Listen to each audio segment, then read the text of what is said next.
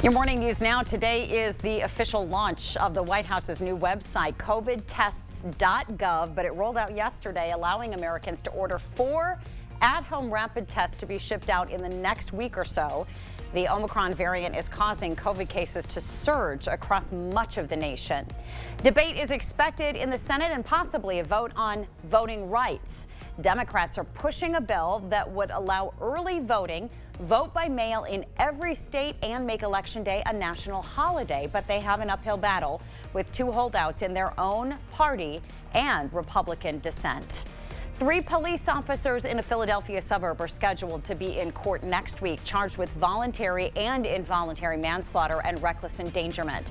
The case involves the shooting death of 8-year-old Fanta Belidi, who was killed when officers fired into a crowd trying to break up a gunfight.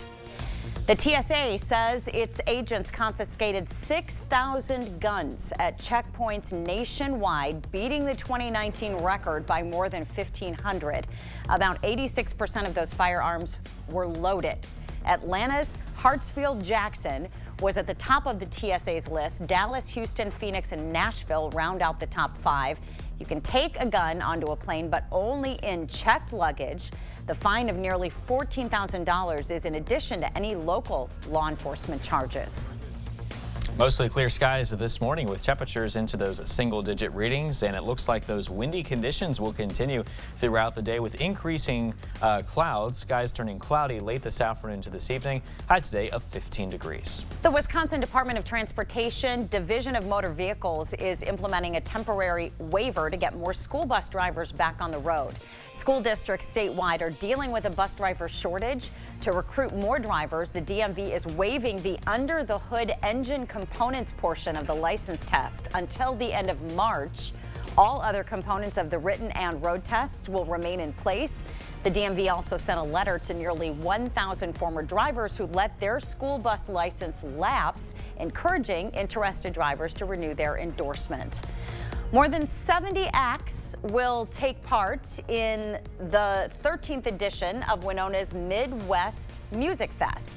The annual concert series will return to a multi-stage, multi-venue event this year, following smaller events the past 2 years.